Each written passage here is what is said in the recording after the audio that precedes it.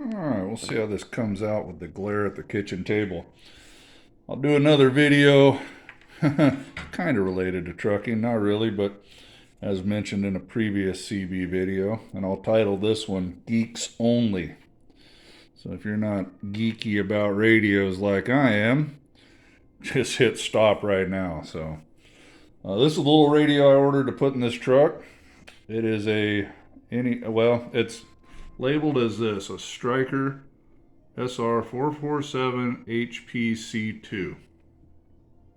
Okay, it's got some, basically Anytone makes these radios, and we'll get a little in depth in that, but Striker took it and repackaged it in kind of a trucker style, chrome and black. You got your echo controls up here, yada, yada, yada. But I've already got the covers off, and sure enough, it is an Anytone. Let me get my little light. I don't know if you guys can see it. It should say right down here. It's an Anytone 800 board. Exact same board that's in my thing gonna come out. Woo! Won't make anybody sick. Hold on, let me see if I can get a little light in there. Kind of hard to read. See if I can do this for you. Probably not. Oh, there it is. You see that down there? Probably not. Alright. I can't even see it. Let's see. AT. Anyways, it says ANT 800. That's an Anytone 800 board. It's the green board they use in a lot of their radios. They just changed a few things to make it work in this. Of course, the 6666 has a sideband. This is a non-sideband radio. They took that part of it out. And they moved the echo, of course, to the front of the radio. And what they did here, I'm kind of anxious to try this out. On the Anytone 6666, if you want to use echo and reverb, you have to go inside here. Let's see it that. Well, it's not that one. Okay, right there. These two knobs right here. See that one that says treble? And the other one's covered by this cap a little bit. Oop, let me get back here where you can see this lower knob is a bass knob.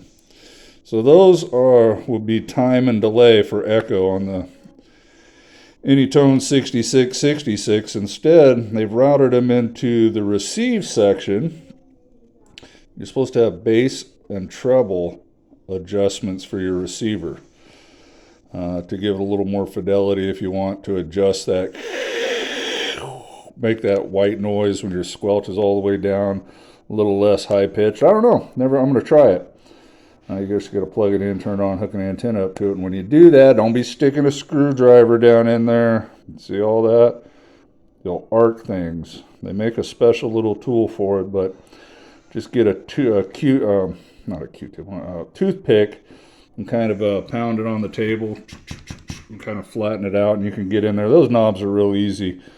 It doesn't have to fit like a screwdriver. You can just turn it a little bit. Small movement. So we'll see what that does. Now, I got this radio here from Bell's CB. He's done some work for me in the past. He's done a great job. In fact, I'm going to show you this list he gives now. Boy, he's really upped his game. Probably taken a lot of heat from that wackadoodle hard drive and everybody else. Well, not everybody else, just that Yahoo fine-tuned CB. If you know him, he's a legend in his own mind. He's a great tech. I just would never do business with him, but the tech I usually have do my work, he just doesn't carry these radios, and I was kind of in a hurry. And old screwdriver though over there, just Google it, Bell's CB. Got a great website, easy. I've never had a radio that didn't sound good. He does good work. He really does. And you can see in here there's no limiters to cut, but there's no jumpers in here trying to cut limiters. No, looks like he spread these coils out a little bit. Nothing too bad. You have to spread the coils a little bit when you reconfigure it to work on the CB band, because that's not what they're designed for. It's a dual final radio, so it can just plug into your stock CB location in whatever truck you got. It's not going to blow fuses or melt wires. It's just not that powerful. There's your regulator. What is that? It's not a Palomar Max mod. It's whatever. I can't see it in there. So your regulator, dual finals. No hack, whack, or anything. Nice little radio. We'll flip it over here.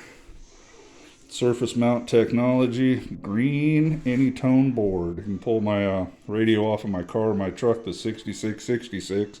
Same size, everything. You'd think you're looking at the same radio if you don't look at the front. No splatters, no jumpers, no big gobs of goop, nothing. He doesn't do that. He does not do hack work like a lot of these CB shops, truck stop, golden screwdriver, wham jam. This heat sink on the back, it's overkill for this radio, but it's just the chassis they're using. Look at the back of this, you'd think you're looking at my Anytone 6666, which has 4 finals and puts out a little over 100 watts. About 110, I think. It gets warm and pulls some amps, so it's twice the amount of finals this radio has, so it kind of needs this heat sink. This one doesn't really need it, but it's not going to hurt nothing. So small, compact little radio. Lots of videos on it. Got all kinds of colors, and it's a cool little thing, man. They're not your $100 Cobra 29 that I put up the other day by no stretch. What did I pay for this? $365 or something? That's cheap in my world though, man. I run $1,000 HF, Japanese HF rigs, and so this is cheap in my radio world, but might be expensive in yours, and might be something you're not even interested in. Radio is kind of a dying thing, but anyways, this is new. The last time I got a radio from him, been several years now. I don't want to knock everything off the table. I would just get this card here. Hey, there you go. You can look this up, call him, but he's got a great website. All right. You would just flip it over and write the numbers on the back, but boy, is he gone in depth. I kind of like this. I mean, a lot of you may not even know what this means, but here's what the radio he did and tuned out, okay? So, a lot of you ain't going to know what this is, but so on the Bird watt meter, which is a very expensive meter, the ones you should use, for AM carrier on low power, it's 2 watts. Power turned all the way up, it's 12. FM, 1 watt all the way down, 30 watts all the way up. Okay, he still does this because guys just like it, man. So here's his peak watts. Those aren't real watts. We're going to get to that in a minute. Everybody likes these numbers. I call these ghost watts. But because Ohm's law exists and there is a carrier, there is no peak on AM. And he gets to that in the RMS, which is your true AM watt. Peak only applies to sideband with a suppressed carrier. Now we're getting super geeky, right? But for the needle swingers that love this stuff, on low power it'll swing 48 watts. On high power it's doing about 70. Some will get more out of, but he uses an oscilloscope and makes sure there's no distortion. And I think he writes that up here. Yeah, Hewlett Packard, it says right here. If you want to read all this, certified. It's a certified, tested, aligned on a Hewlett Packard model test. That's his oscilloscope, his tone generator, etc., etc. So anyways, on your peak watts, if you're into that, that's really for sideband, but 48 on low, 68 on high. Then he does dosimeter watts, okay? Oh, this cracks me up because a lot of guys, they cannot afford a bird meter, so he'll do dosi AM. So when they get it, well, you know, mine only says it does 33 watts. Yeah, because it's not accurate. So anyways, he must hook it up to a dosimeter now. So, and then true RMS, root mean squared, because there's such a thing as Ohm's law. The real wattage of this radio to a radio nerd, I'm a self-admitted nerd myself, is 5 watts RMS, Bird RMS, this is an accurate way. On low power, 17 watts on high power. So the 68 watts in the real world, in real radio land, is actually a 17 watt radio, but nobody likes to say, I got a 17 watt radio, but if that's RMS, that's a smoking radio for a dual final radio. They want to throw out this big number. Ah, swinging 68 watts, driver, come in. So go with that if you like it. With those settings, the peak modulation's at 95%. That's good. You want to be 100. 100 to 110, 125 if you can keep it clean, max. He just sets it as high as he can without any distortion on the oscilloscope. Roger? And then 91% with your voice. This over here, he'll be using a tone generator, which is a beep, really loud, and this is what it averages when he talks into the microphone if you watch his videos where he's audio, blah, blah, blah, blah, blah. And he does the receiver. He's 109 dB down on a 10 dB S&N synad, S plus N synad. I'm not going to go into all that. That's super geeky. Off a 14.02 power supply. You should do that at 13.8, but that's all right. The room temperature was 82.9 degrees, and you just did AM on this. No sideband modulation to do. SWR, I know he tunes the SWR meter. So he's sending out a pretty thorough list, man. I'm impressed. Good job, Screwdriver. If you ever stumble along this video, you're still not the best out there. No offense, love you, bud. But you're right up there with them, man. I don't hesitate throwing your name out here in my videos. I think any of you guys want a decent sounding truck driving radio.